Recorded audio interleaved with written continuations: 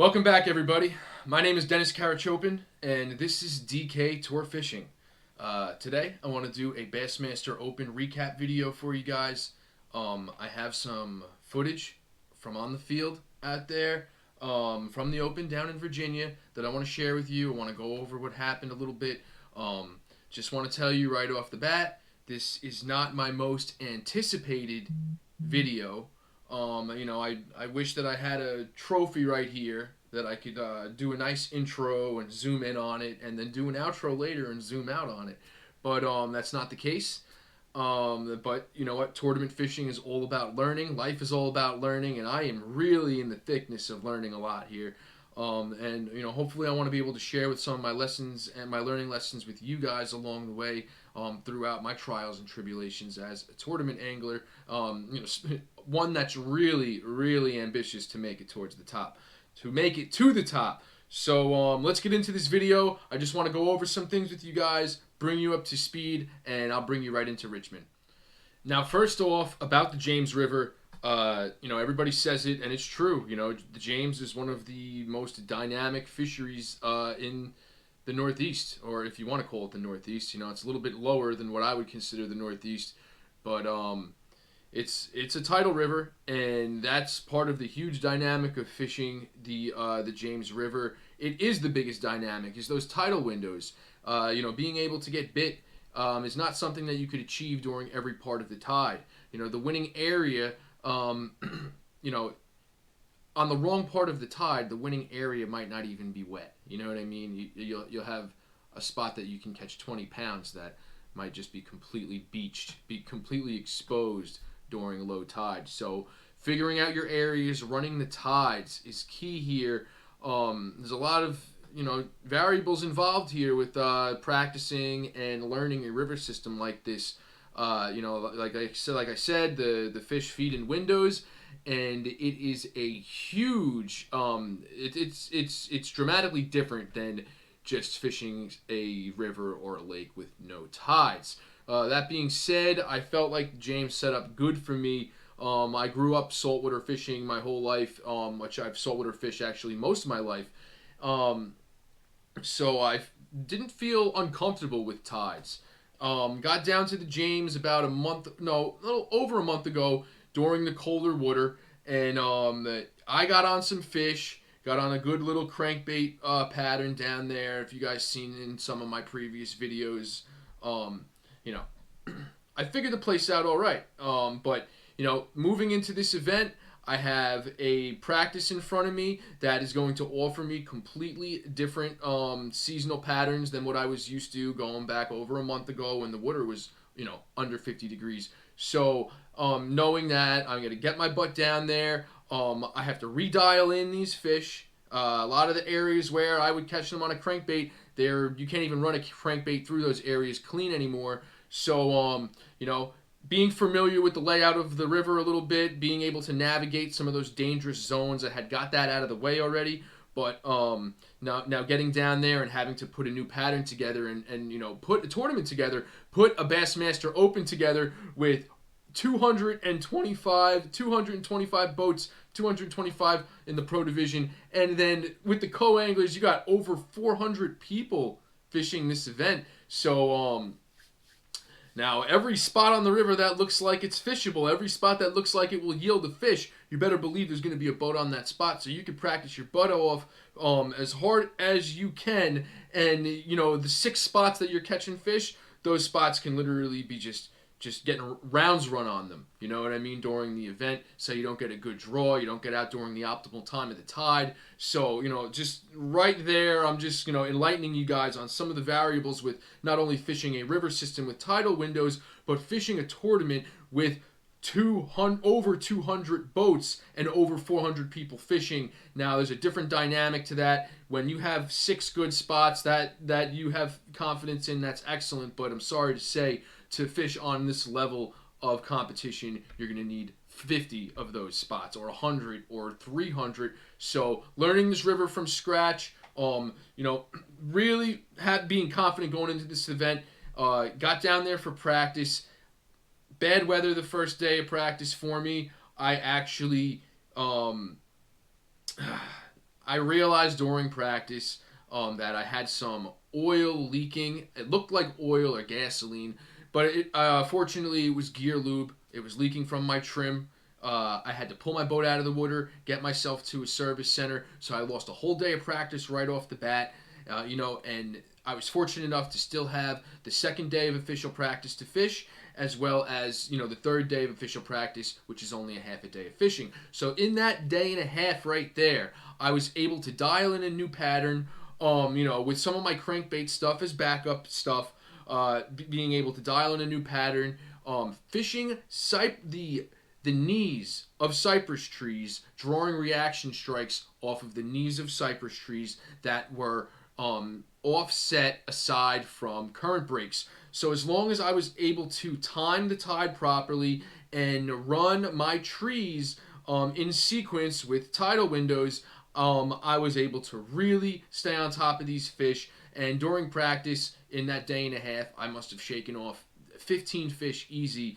So I've never really even shaken off that many fish in practice before, to be honest with you guys. So going into this event, I really had it in my head, I'm going to catch them drawing reaction strikes off of the knees of cypress trees. So I'm going to run the footage for you guys. I have the footage from the BassMaster Open from the first day in the morning. You're going to see me boat a 4-pounder right early in the day. And then I'll be right back to talk to you guys about what happens next. Hey guys, welcome back. BassMaster Open here at the James River, starting right now. Boat 1 is about to take off. I'm boat 178 today. We got a full field. We're fishing with over 200 boats today with co-anglers. That's over 400 people fishing this event. This is a big event right here. Field is stacked. I gotta get on the boat and we gotta get rolling. Let's do it.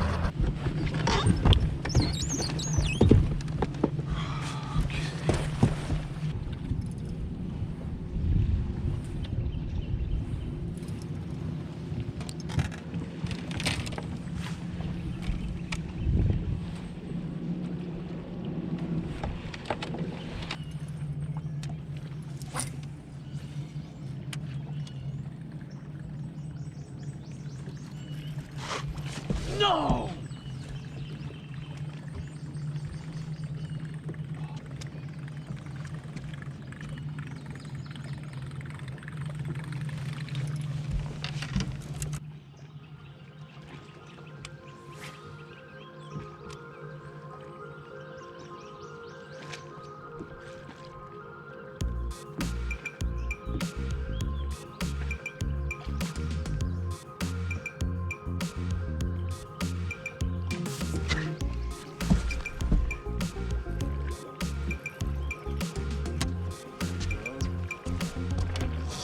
Sir, coming in the boat, my friend. Oh yeah, that's a good fish.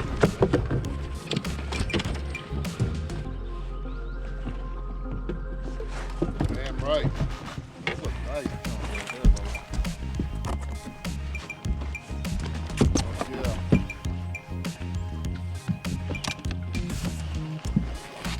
yeah. See that hook set, man? I was not about to take bullshit from that fish after that last one.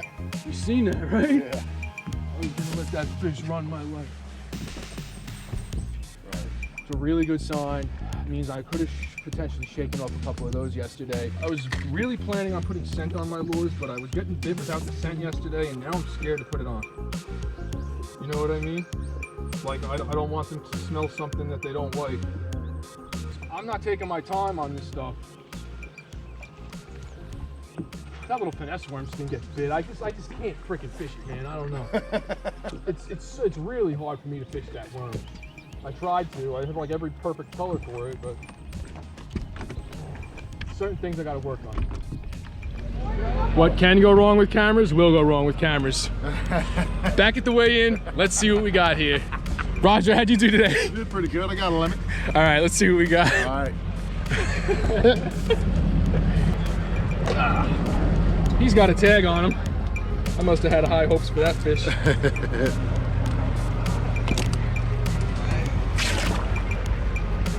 Oh man, there's my runt that I couldn't get rid of. Caught 3.5. I caught 3 11-inch fish before I got my keeper for 5 fish limit.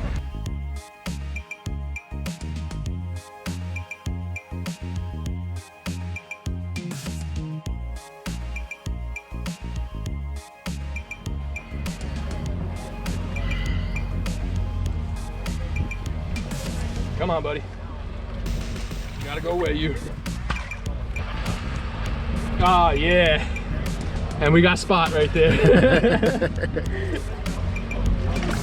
All right. Chicahominy, Rocky Point, New York. New York boys heading this way. Good bag of fish, not a bad start. Doing all right? Yeah, not bad. I got stuck in one rat, but 12 pounds, 11 ounces. You're going to do 53rd place right now.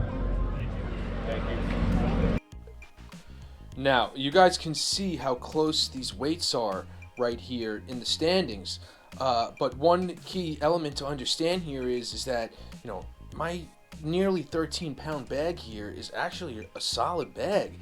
And if I can go out tomorrow, if I could go out on day 2 and I could catch 13 pounds, then there's a real good chance that I'm going to be sitting right in check range.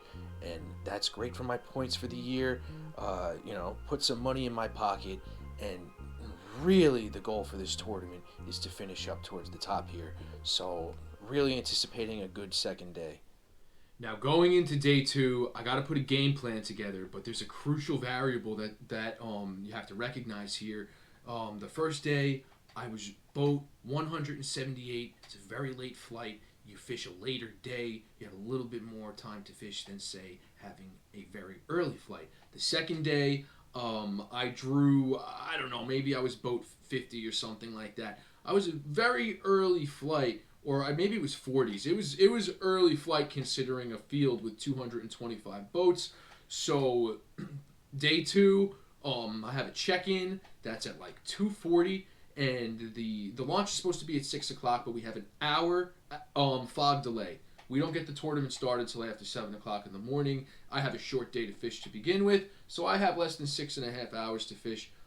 Especially, you know, getting out to my spot takes time to run this river. So, you know, it had, you know, being so prepped or wanting to be prepped for this event and then realizing it all comes down to 6 hours of fishing and trying to imagine what part of the tide I should be, where I should be, and how I'm going to run my tides. So put a plan together for day 2, you know, and you just got to stick to your game plan. You got to be confident. You know, there's always coulda, woulda, shoulda in the end here, but went out. I went to go stay on my pattern with my cypress trees, knowing that I can go back to my crankbait stuff, which I did go back to my crankbait stuff the day before. Towards the end of the day, caught a couple of key fish. Thank God for my crankbait stuff, because it looked like my tree pattern was starting to deteriorate. It could have been a drop in water temperature. Patterns were changing out there. So, you know, if you weren't going to be able to make the on-the-field adjustments and fish the moment, then you were going to get left behind in this tournament. You know, that excellent practice I had, as well as that 4-pounder that morning on the first day, it really, really put it in my head that I was going to go out and be able to wind and grind them off the trees like I wanted to. My type of style of fishing, you know, power fishing, reaction strikes, that's what I love. That's how I feel confident. So, really feeling like I was going to be able to keep that going there. And I really tried, guys. I really tried. During day 2, the cypress tree pattern wasn't holding up for me, especially running out of water on my trees with my minimal amount of time to run the tides there. So I went back to my crankbait stuff. I salvaged some keepers there. I went to one area specifically that I caught giants going back a month ago when I was down there for cold water, and I caught about 6 11-inch fish in that one hole. You know, the big one wasn't there, and if he was, then he didn't bite, you know. And it was frustrating having caught so many shorts, and as well as my co-angler happened to catch a good one behind me, you know, in my big fish spot, so I kind of needed that fish too. Nonetheless, good job for him, but disheartening for me because there was a lot of missed opportunity out there on the second day, guys. So much that I've had hours and days and weeks, and it's going to be years that I keep thinking about this and hopefully learning lessons from this one, guys. And, you know, I'm getting the chills right now just talking about it. I don't know if I'm going to be able to explain to you guys in a quick, you know, YouTube video my level of emotion and my nerves and my energy that goes into these tournaments, you know.